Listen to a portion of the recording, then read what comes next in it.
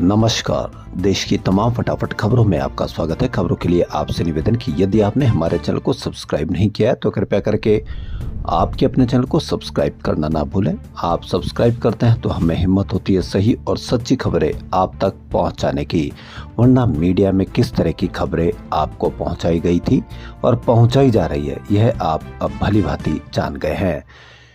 कोलकाता के आरजीकर हॉस्पिटल का इतने समय बाद भी आपको पूरी खबर धीरे धीरे आपको पहुंचाई जाती है।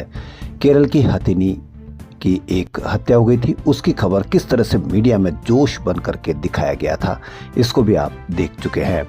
वहीं सैफ अली खान पर हुए हमले को किस तरह से मीडिया कितना आराम से कवरेज कर रहा है कि वो भी आप देख रहे हैं। यहाँ किसी व्यक्ति विशेष का कोई संदर्भ नहीं है या व्यक्ति विशेष के लिए कोई ये खबर नहीं है, बल्कि यहाँ किसी के साथ भी कुछ भी हो तो मीडिया की जिम्मेदारी बनती है कि हर उस खबर को उसी जोश के साथ दिखाई जाए जो जरूरी है, आम आदमी की जिंदगी से, सुरक्षा से जुड़ी हुई की है।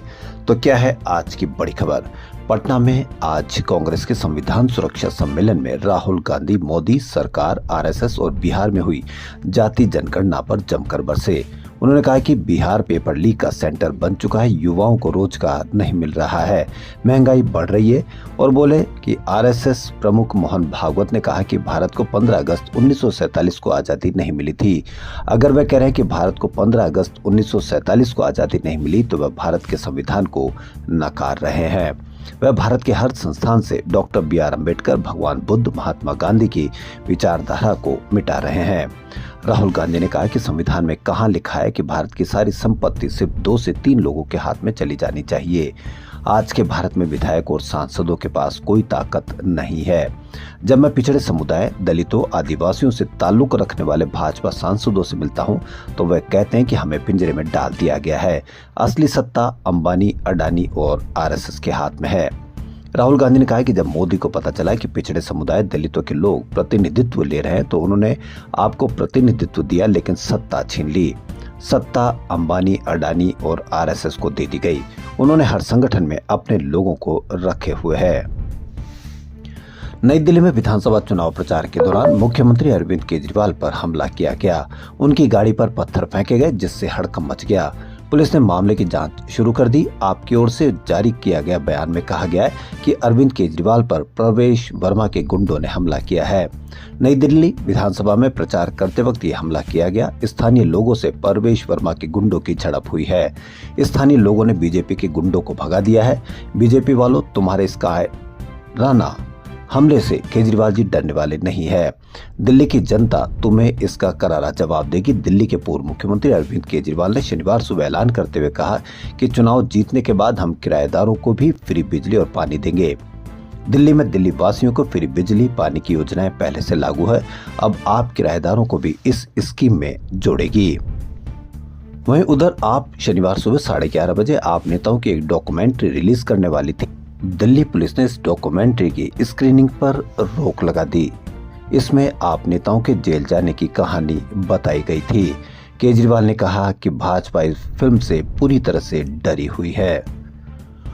सबसे बड़ी खबर, भारत के सबसे अमीर इंसान मुकेश अंबानी और उनकी पत्नी अमेरिका में डोनाल्ड ट्रंप के शपथ ग्रहण समारोह हिस्सा लेने जाएंगे। न्यूज एजेंसी एनआई के अनुसार ये जानकारी ट्रंप के शपथ ग्रहण कार्यक्रम से जुड़े एक अधिकारी ने दी है। अंबानी 18 जनवरी को वाशिंगटन डीसी पहुंचेंगे। रिपोर्ट के अनुसार शपथ ग्रहण समारोह में अंबानी दंपत्ति को अहम सीट मिलेगी। वह ट्रंप कैबिनेट के नॉमिनेट मेंबर्स और इलेक्टेड ऑफिसर्स के साथ बैठेंगे। इसके अलावा कैबिनेट का एक स्वागत समारोह और उपराष्ट्रपति का डिनर भी होगा जिसमें अंबानी परिवार शामिल होगा। नीता और मुकेश अंबानी 19 नवंबर की रात राष्ट्रपति ट्रंप और उपराष्ट्रपति जेडी वैंस के साथ कैंडल लाइट डिनर में शामिल होंगे।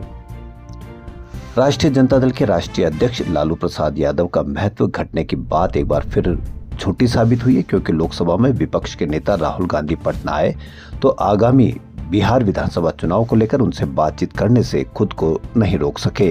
ये पहले से उन्होंने अपने प्लान में नहीं रखा था, लेकिन पटना में कांग्रेस की सभा और कार्यकर्ताओं से संवाद के बाद उन्होंने लालू प्रसाद यादव से मिलने की जानकारी दी। करीब शाम को वह सदाकत आश्रम पहुंचे और उसके पहले ही बिहार विधानसभा में विपक्ष के नेता तेजस्वी यादव को जानकारी दे दी गई कि राहुल गांधी राजद अध्यक्ष लालू प्रसाद यादव से मिलने के लिए पहुंच रहे हैं। तेजस्वी यादव ने पिछले दिनों साफ कर दिया था कि लोकसभा चुनाव से पहले विपक्षी दलों का बना गठबंधन इंडिया का अस्तित्व अब नहीं रहा है। कोलकाता के आरजीकर हॉस्पिटल में ट्रेनी डॉक्टर से रेप और मर्डर केस में सियालदह कोर्ट ने 18 जनवरी को मुख्य आरोपी संजय रॉय को दोषी करार दिया है। सजा का ऐलान 20 जनवरी को किया जाएगा। अदालत ने 162 दिन बाद फैसला सुनाया। सीबीआई ने आरोपी संजय के लिए फांसी की मांग की है। वहीं संजय की बड़ी बहन ने कहा कि ट्रायल कोर्ट के इस फैसले को किसी भी अदालत में चुनौती देने की कोई योजना नहीं है। फैसले के बाद दोषी संजय ने कहा कि मुझे इस मामले में फंसाया गया, मैंने ये काम नहीं किया है। जिन्होंने ये काम किया उन्हें जाने दिया गया है। एक आईपीएस इसमें शामिल है। मैं रुद्राक्ष की माला पहनता हूँ और अगर मैंने अपराध किया होता तो यह टूट जाती। आरजेडी में अब राष्ट्रीय अध्यक्ष लालू प्रसाद यादव जैसी पावर तेजस्वी यादव को मिल गई। वह सिंबल से लेकर चुनाव उम्मीदवारों तक के नाम तय करेंगे। मतलब अब आरजेडी में सब कुछ तेजस्वी ही तय करेंगे। शनिवार को पटना के होटल मौर्या में हुई पार्टी की राष्ट्रीय कार्यकारिणी की बैठक में यह फैसला लिया गया। बैठक में लालू यादव ने कहा कि चुनाव का बिगुल बज चुका है, तैयारियां शुरू कर दे। बैठक के बाद आरजेडी के राष्ट्रीय प्रवक्ता और राज्यसभा सांसद मनोज झा ने बताया कि सांगठनिक चुनाव की डेट तय हो चुके। पंचायत, ब्लॉक, बूथ, जिला, राज्य सभी पदों के लिए चुनाव होंगे। रामचंद्रपुर को मुख्य निर्वाचन अधिकारी बनाया गया है। प्रदेश प्रवक्ता चितरंजन गगन सहायक निर्वाची अधिकारी होंगे। अभिनेत्री करीना कपूर ने बांद्रा पुलिस को दिए अपने बयान में बताया कि सैफ अली खान पर हमले के वक्त आरोपी आक्रामक था। हमलावर ने घर से कुछ नहीं चुराया, ज्वेलरी सामने पड़ी थी, लेकिन चोर ने उसे हाथ तक नहीं लगाया। मुंबई पुलिस सूत्रों से मिली जानकारी के अनुसार करीना ने अपने बयान में पुलिस को बताया कि जिस वक्त सैफ के साथ हाथापाई हो रही थी उस वक्त आरोपी एग्रेसिव था, लेकिन परिवार किसी तरह उससे बचकर घर से 12वीं मंजिल पर जाने में सफल रहा। पुलिस सूत्रों ने बताया कि करीना उस वक्त हादसे की वजह से इतनी ज्यादा परेशान हो गई थी कि उनकी बहन करिश्मा कपूर उन्हें अपने साथ अपने घर लेकर चली गई थी। तो सवाल उठता है कि जब गहने वहां रखे हुए थे तो वो किस इरादे से सैफ अली खान के घर में घुसा। इस पर भी आप भी अवश्य कमेंट करें।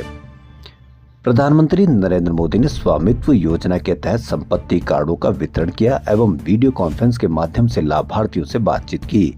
इस दौरान पीएम मोदी ने कहा कि आज का दिन देश के गांवों के लिए ग्रामीण अर्थव्यवस्था के लिए बहुत ही ऐतिहासिक है। आज 65 लाख कार्ड वितरित किए जाने के बाद अब गांव में लगभग 2.24 करोड़ लोगों के पास स्वामित्व संपत्ति कार्ड होंगे। 5 साल पहले स्वामित्व योजना शुरू की गई थी ताकि गांव में रहने वाले लोगों का उनका कानूनी प्रमाण पत्र दिया जा सके। बीते 5 साल में लगभग 1.5 करोड़ लोगों को ये स्वामित्व कार्ड दिए गए हैं। आज इस कार्यक्रम में 65 लाख से ज्यादा परिवारों को ये स्वामित्व कार्ड मिले हैं। खबरों में फिलहाल इतना ही। यदि आपको हमारा चैनल पसंद आए तो लाइक, सब्सक्राइब और शेयर अवश्य करें। धन्यवाद।